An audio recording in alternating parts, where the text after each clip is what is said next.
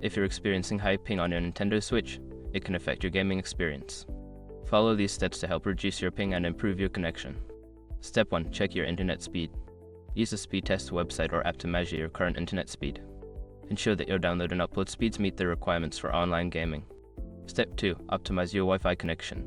Position your router in a central location, away from obstacles and electronic devices. This can help improve the Wi-Fi signal strength for your Nintendo Switch. Step 3. Use a wired connection.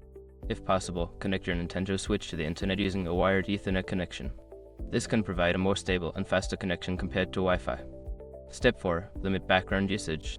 Make sure that other devices on your network are not using too much bandwidth while you're gaming. Pause downloads, streaming, or other high bandwidth activities to reduce interference. Step 5. Change DNS settings.